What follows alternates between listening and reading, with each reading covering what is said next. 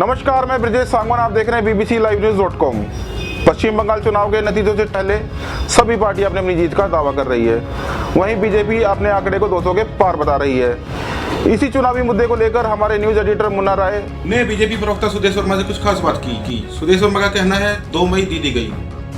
आइए सुदेश वर्मा कैसे अपने दावों को पुख्ता करते हैं, देखते हैं। आप देख रहे हैं BBC लाइव न्यूज़.com और हमारे साथ बीजेपी के प्रवक्ता सुदेश वर्मा जी हैं। इनसे जानेंगे देश में जो हालात हैं, इलेक्शन का माहौल है और किस तरह से तैयारियां चल रही हैं और फिजा क्या है दरअसल 5 राज्यों में। सुदेश जी नमस्कार, आपका स्वागत है। नमस्कार सर, बंगाल 3 फेज हो गया, चौथा फेज का क्या हालात बता रहे हैं? देखिए, बंगाल में तो एक आंधी आई हुई है भाजपा के पक्ष में। लोग भाजपा के जो नेतृत्व हैं उसको सुनना ही नहीं चाहते। उन्होंने अपना मन बना लिया है कि ममता दीदी की सरकार को इस बार उखाड़ फेंकेंगे। और निश्चित इसका कारण है कि पिछले 10 सालों में ममता जी ने जो एक डिलीवरी मैकेनिज्म है, इसके तहत लोगों तक पहुंचना था, लोगों को उनके रोजमर्रा की चीज़ें पहुंचानी थी, नहीं पहुंचा। आज भी वहाँ ड्रिंकिंग वाटर एक बहुत बड़ी समस्या है। आज भी नेटवर्क ऑफ रोड्स जो है अच्छे नहीं है। आज भी पावर सेक्टर की बात करें तो लोगों तक बिजली नहीं पहुँच रही। तो ये सब जो मुद्दे हैं, जो बिजली सड़क पानी की, ये आम व्यक्ति के मुद्दे हैं।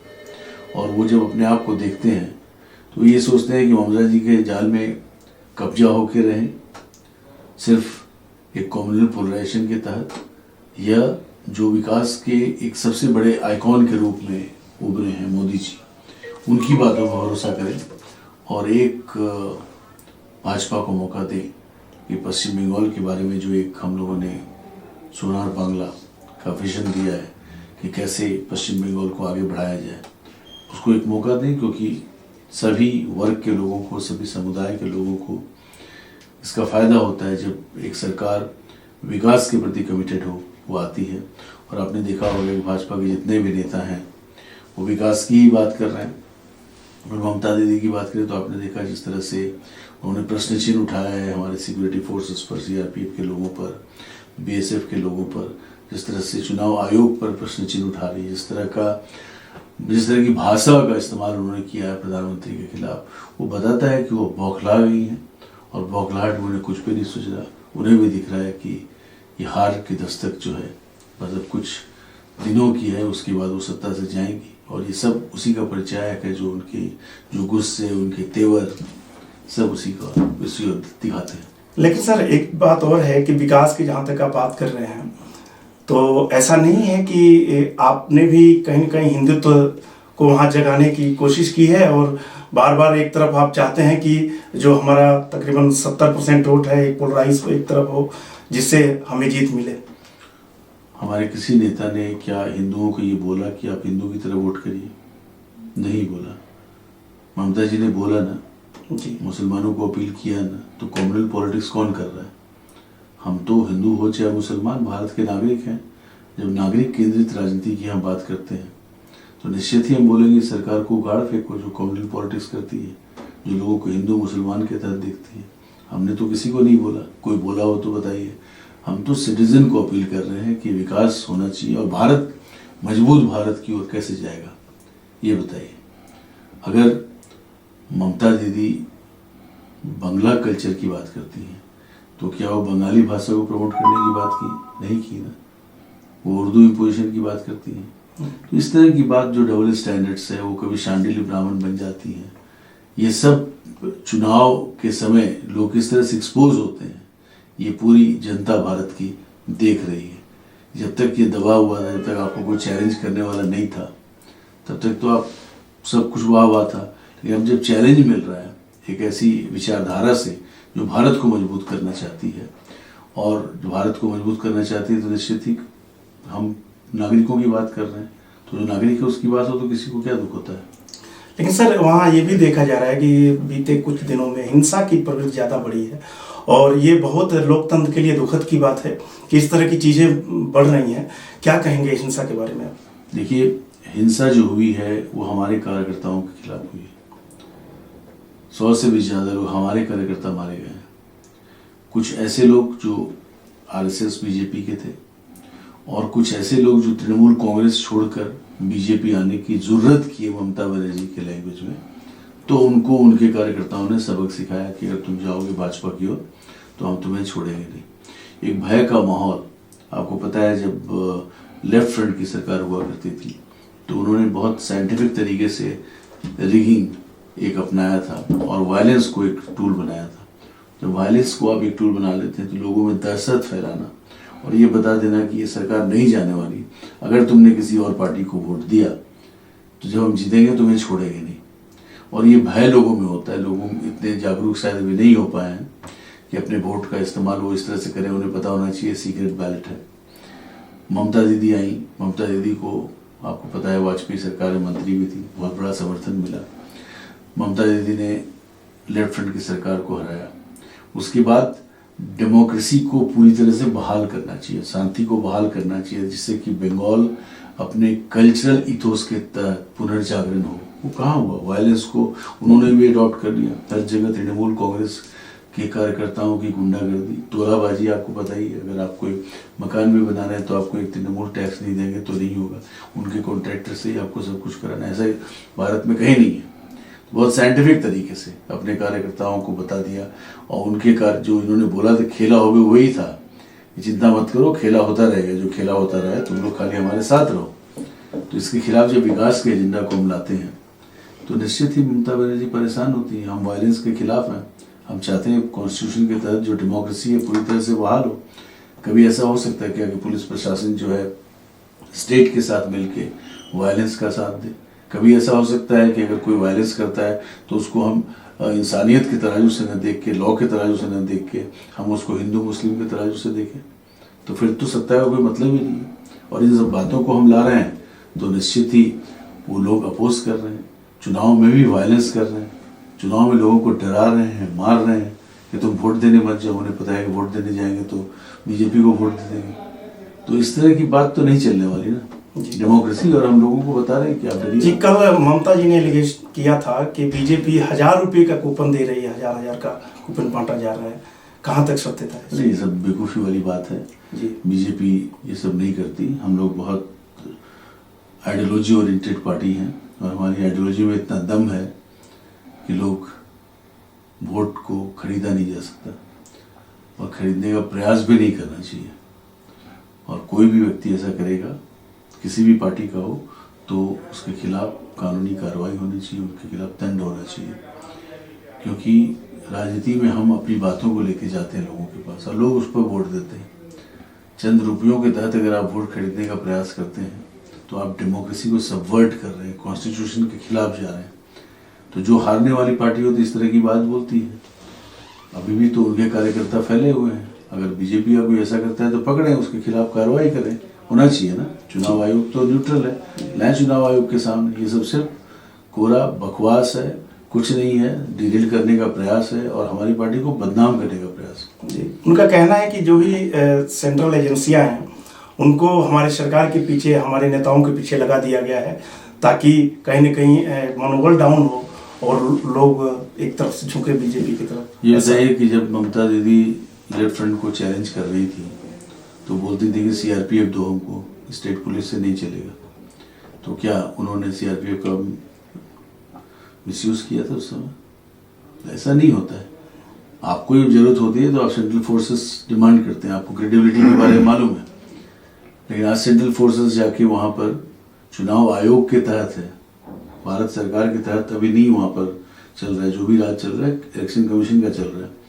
कानून व्यवस्था को कैसे कायम करना है ये भी इलेक्शन कमीशन ही देख रहा है, किसको कहाँ पोस्ट करना है। तो सीआरपीएफ अगर एक न्यूट्रल फोर्स जाती है तो वो तो ये चाहेगी ना कि वहाँ पर गुंडागर्दी नहीं हो, लोग भय मुक्त होकर आए और अपने वोट को दें। डेमोक्रेसी का मतलब यही है।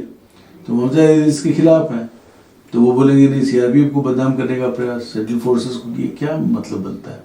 हर चुनाव इतना इम्पोर्टेंट हो गया है कि आप सत्ता के बिना नहीं रह सकते।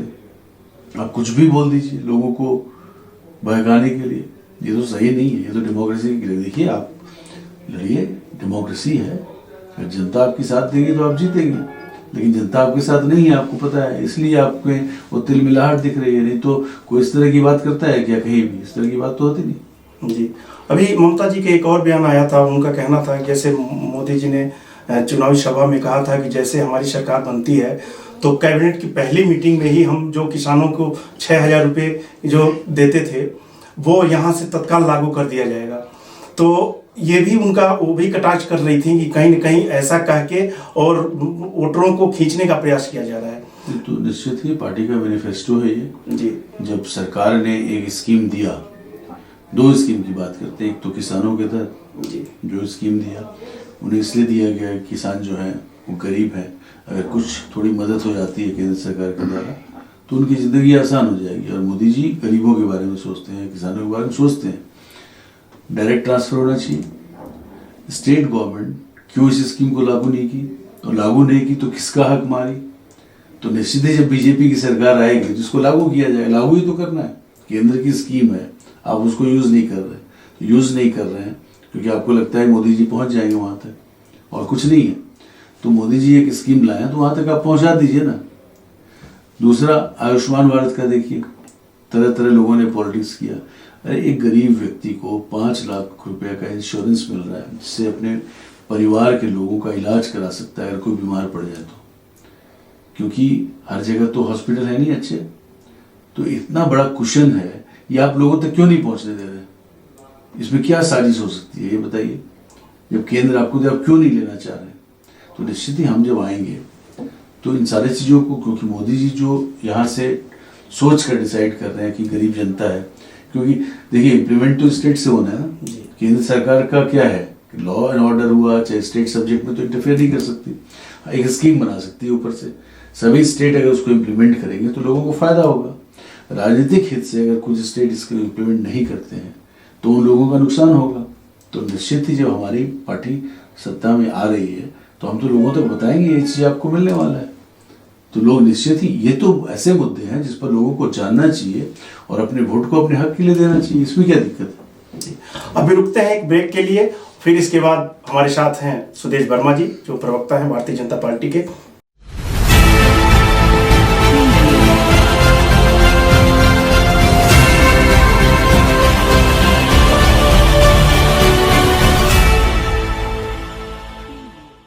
ब्रेक के बाद फिर आपका स्वागत है। हमारे साथ सुदेश वर्मा जी हैं और जानेंगे कि कुछ और भी मुद्दे हैं जो ज्वलंत मुद्दे हैं जिन पे बात होनी है और उनका क्या कहना है।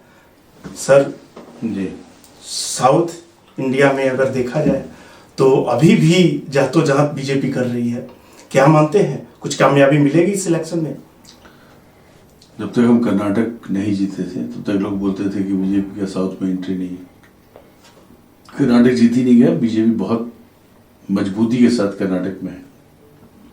केरला में आपको पता है कि साइजेबल कैडर प्रेजेंस है, लेकिन वहाँ कम्युनल पोलराइजेशन इतना है कि बीजेपी हेड में नहीं कर पा रही। लेकिन हम उम्मीद कर रहे हैं कि कुछ सीटों पर हम जीत पाएंगे। तमिलनाडु की राजनीति पहली बार इस बार जयललिता जी और करुणानिधि जी दोनों नहीं है, बहुत बड़े स्टारवर्ड जो तमिलनाडु राजनीति कर रहे हैं, और उनके एब्सेंस में चुनाव हो रहा है। जो सरकार है AIADMK की अच्छा काम किया है, विकास का कार्य किया है, लोगों तक पहुंचाया है। दूसरी तरफ DMK है जिसके नेता स्टालिन है, नेपोटिज्म का सबसे बड़ा उदाहरण है वो, क्योंकि ये परिवार ही है जो DMK है। और वो लोग हर वो मुद्दे को उठाए हैं जो आम जनता के फेवर में नहीं। अब देखना है कि लोग एक गुड गवर्नेंस को साथ देते हैं या DMK को मौका देंगे। हालांकि एक पार्टी आती है दूसरी पार्टी जाती है, ऐसा देखा गया है वहाँ पर। लेकिन इस बार हमारा मानना है कि NDA, क्योंकि बीजेपी समर्थन दे रही है AIADMK को, तो उनकी सरकार की वापसी फिर से होनी चाहिए और अच्छा कार्य किया है।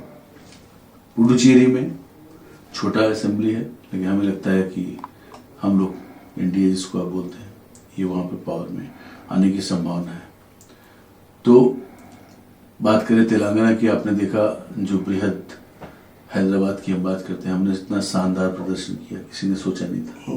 तो तेलंगाना बस जब भी चुनाव होगा बीजेपी वहाँ आएगी, ऐसा आप लोगों का भी मानना है। बच गया आंध्रा। तो आंध्र में भी हम अच्छा कर रहे हैं, कांग्रेस खत्म हो रही है, तो निश्चित ही अगला जो कॉन्टेस्ट होगा जगन रेड्डी जी की पार्टी और बीजेपी के बीच में होना है। तो बीजेपी एक ऑल इंडिया पार्टी है। नॉर्थ ईस्ट में आप जाइए, हर जगह हमारी सरकार है। आप कश्मीर से कन्याकुमारी और यहाँ गुजरात से आप असम के एंड तक चले जाइए, बीजेपी आपको दिखेगी हर जगह। अगर हम सत्ता में नहीं हैं तो हम अपोजिशन में हैं या हमारा बहुत बड़ा पॉलिटिकल प्रेजेंस है। अब वो बीजेपी नहीं रही, इसको लोग बोलते थे कि नॉर्थ इंडिया की पार्टी है, हम 3 स्टेट में आते थे, बाकी जगह नहीं आ पाते थे, हर जगह हम हैं। अब उल्टा कांग्रेस का देखिए तो सिमट गई है कुछ चंद जगहों में, तो बिल्कुल रिवर्सल ही नहीं, कांग्रेस नीचे जा रही है। और तो हमें तो लगता है कि जिस तरह से बीजेपी को प्यार मिला है लोगों का, निश्चित ही बीजेपी अच्छा ही नहीं करेगी। अगले आने वाले सालों में आप देखिएगा पूरे भारत में हर कोने में बीजेपी का पॉलिटिकल प्रेजेंस बहुत तेजी के साथ होगा। सत्ता में भी हम होंगे क्योंकि लोग विकास चाहते हैं और प्रधानमंत्री नरेंद्र मोदी जी का जो विजन है, पहली बार लोगों ने आत्मसात कर लिया है कि नहीं, ये व्यक्ति जो बोल रहे हैं ये इम्प्लीमेंट करेंगे और हमको इनका साथ देना चाहिए। ऐसा किसी प्रधानमंत्री के लिए इतना इज्जत नहीं हुआ, क्योंकि ये एक हकीकत है कि आज की प्रधानमंत्री मोदी जी सबसे बड़ी आबादी को रिप्रेजेंट करते हैं। किसी प्रधानमंत्री ने ऐसा नहीं किया, इतना प्यार किसी को नहीं मिला। और यही कारण है कि एक शब्द वो बोलते हैं तो लोग मानते हैं इस बात को। तो आप मान के चलिए कि अगले बहुत दशकों तक बीजेपी सत्ता में रहेगी और हम सत्ता हमारे लिए एक साध्य नहीं है, एक साधन है गुड गवर्नेंस का, तो हमें मौका मिलता रहेगा। लेकिन आप जो पुराने अलायंस थे आपके, उनको छोड़ते जा रहे हैं। अकाली दल देखिए आपसे अलग हो गया, और भी पार्टियां हैं इस तरह से आपसे अलग होती जा रही हैं, तो कहीं ना कहीं दुख है इसका। कैसे अकेले अपने गम पे कर पाएंगे? ये बात बताइए, सही आकलन अगर करेंगे तो 300 से ज़्यादा सीट आने के बाद भी बीजेपी एक एनडीए सरकार बनाती है, बीजेपी सरकार नहीं बनाती। एक समय था जब कांग्रेस बोलती थी एकला चलो, हमने कभी नहीं बोला एकला चलो, हमने बोला सबको साथ लेके चलो। अगर अकाली ने हमारा साथ छोड़ा तो अपने कारणों से छोड़ा। उनसे ये प्रश्न होना चाहिए था कि जब ऑर्डिनेंस आई थी तो वो उस सरकार का पार्ट थे, तो बाद में क्यों छोड़ दिया? छोड़ने के बाद उन्हें क्या फायदा हुआ? आपने चुनाव में देख लिया अकाली दल का क्या हाल हुआ। शिवसेना को मैंडेट नहीं था, बीजेपी को मैंडेट था, लेकिन एक राजनीतिक जो सबवर्जन होता है वो किया गया और अपने आइडियोलॉजिकल, जिसको वो गाली देते रहते थे कांग्रेस के साथ, एनसीपी के साथ, आके उन्होंने सरकार बनाया। अनएथिकल सरकार है, लेकिन इसका मतलब ये नहीं है कि बीजेपी को कहीं से प्रॉब्लम हुआ। हमने उन्हें नहीं बोला छोड़ो, वो खुद छोड़े, अपने कारणों से छोड़े, राजनीतिक महत्वाकांक्षा के लिए छोड़े। लेकिन आपने देखा कि महाराष्ट्र का क्या बना के रखा है इन्होंने, महाराष्ट्र को क्या बना दिया। अब देखिए, अब चाहे प्रशासन की बात करिए, लॉ एंड ऑर्डर की, चाहे पुलिस महकमे की बात करिए, आपसी रस्साकसी की बात करिए, जो पॉलिटिकल में जो गुंडागर्दी और सबसे कमी जो है उसका उजागर हो रहा है, चाहे आप कोविड की डील करने की बात करिए, तो हमने किसी को नहीं बोला छोड़ो, वो अपने कारणों से छोड़े। और चूंकि पॉलिटिकल अपॉर्चुनिज्म के कारण छोड़े, तो पब्लिक जो है उनके साथ उसी तरह का न्याय करेगी जब भी वक्त आएगा। हम कोई एक दिन की पार्टी नहीं है, हम निरंतर चलते रहेंगे अपने आइडियोलॉजी पर आगे। लेकिन सर, महाराष्ट्र में तो अभी बहुत चुनाव दूर है, लेकिन जो बाकी चीजें हैं जो काफी हद तक पार्टी प्रयास भी करती है कि आप पुराने मित्र आते हैं तो आपका दरवाजा खुला रहेगा। देखिए, राजनीतिक संभावनाओं का क्षेत्र है जी, और कुछ भी बोलना मुश्किल है, लेकिन इतना जरूर आप मान लीजिए कि बीजेपी जो भी करेगी उसमें एक लोगों के हित की आइडियोलॉजी निहित होगी।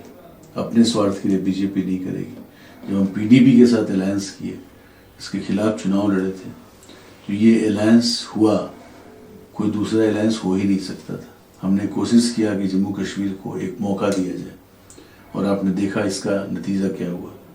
और उसके बाद आज धारा 370 नहीं है, आज जम्मू कश्मीर में शांति की ओर बढ़ रहा है। आज ही 7 लोग मारे गए हैं आतंकवादी, जिस तरह से मारे जा रहे हैं, तो वो दिखाता है हम राष्ट्र भक्ति से प्रेरित लोग हैं, हम राष्ट्र के लिए हर कुछ करते हैं, किसी को दुश्मन नहीं मानते। लेकिन जो आइडियोलॉजी है देश को आगे बढ़ाने की, उसके तहत ही हम किसी के साथ आएंगे या अलग होंगे। लेकिन सर, सबसे बड़ी चीज़ है कि जहां आप केंद्रित हैं, यहाँ केंद्र में अगर देखा जाए तो काफ़ी दिनों से बीजेपी सत्ता से बाहर रही है, प्रयास भी जारी है। कई बार आपने अध्यक्ष भी, अपने बीजेपी अध्यक्ष जो दिल्ली प्रदेश का है, आपने चेंज भी किया, लेकिन अभी भी लग रहा है कि कहीं ना कहीं कुछ कमी रह गई है। आप दिल्ली की बात कर रहे हैं? जी, दिल्ली में।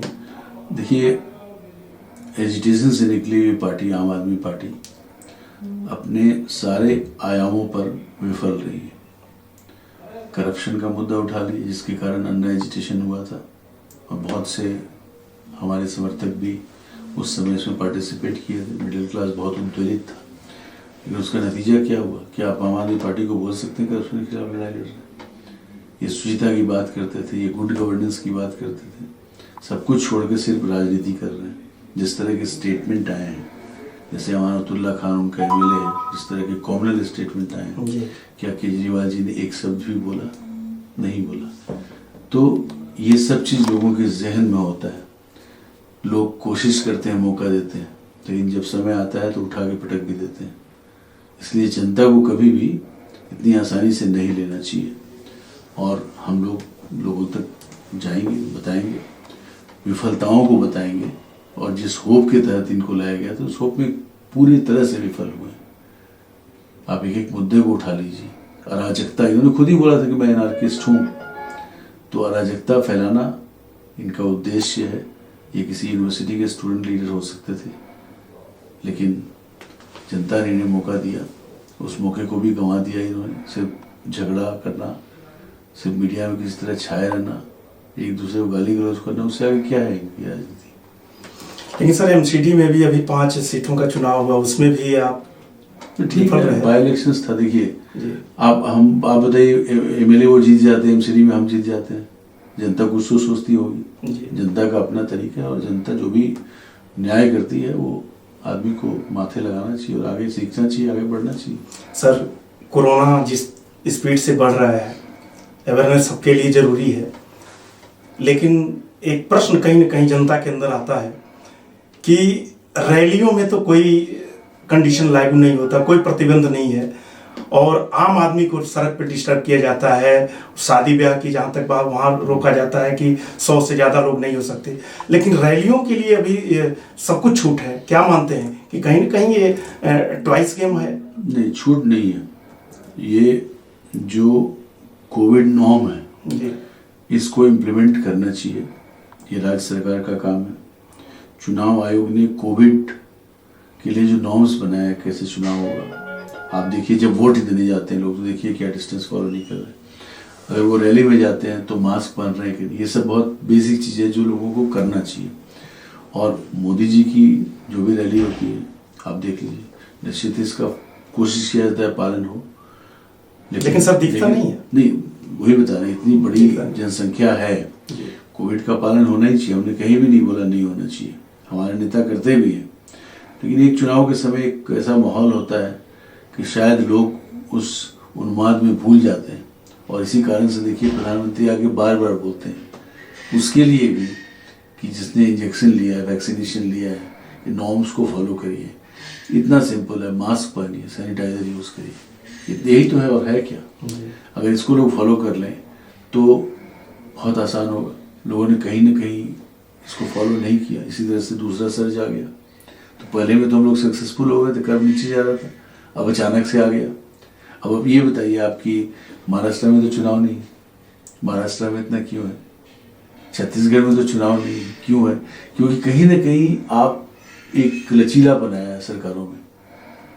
तो जैसे आपने देखा होगा, अगर आप मजबूती के साथ इम्प्लीमेंट करते हैं, जैसे प्रधानमंत्री जी ने बताया अभी कल मुख्यमंत्रियों से जब बात कर रहे थे कि जो नाइट कर्फ्यू लगाया गया है, ये अवेयरनेस क्रिएट करता है कि मामला जो है अभी खत्म नहीं हुआ है। लेकिन ये भी है कि लॉकडाउन अगर होगा तो बहुत बड़ा नुकसान होगा। डेथ रेट बहुत कम आ गया है, जो हमारे लिए बहुत अच्छी बात है। तो अगर हम प्रिकॉशन लेके चलें तो बिल्कुल हम कोरोना के खिलाफ जीत पाएंगे। सभी लोगों के खिलाफ, जिसको हो जाता है उसके परिवार से पूछिए कितना डर होता है, दहशत होता है। इससे बचने का एक ही तरीका है। तो इतना बताने के बाद भी सबको हम तो ये रिक्वेस्ट करेंगे, आप पालन करें। बिहार में चुनाव हुआ, आपने देखा कोविड नॉर्म पूरा पालन हुआ था, डिजिटल वे से एड्रेस भी किया गया था। बिहार में वो केस नहीं हो रहा है जो महाराष्ट्र में हो रहा है। तो कहीं ना कहीं तो कोई प्रॉब्लम है, इसको समझने की आवश्यकता। और हम डेमोक्रेसी में अपील कर सकते हैं, इसमें राजनीति नहीं होनी चाहिए, इसमें आप इम्प्लीमेंट करिए ना, लोगों को अवेयरनेस क्रिएट करिए। लोगों को मारना, पिटाई कर देना ये कोई सोल्यूशन नहीं है। लोगों में अवेयरनेस क्रिएट करना कि आपकी जिंदगी के लिए जरूरी है, ये बहुत जरूरी है। तो ये थे सुदेश वर्मा जी, जो बेबाक राय रखते थे हर मुद्दों पे। नमस्कार सुदेश जी, आप यहाँ शुक्रिया, आप शामिल हुए। और आगे की खबरों के लिए आप देखते रहिए bbclivenews.com।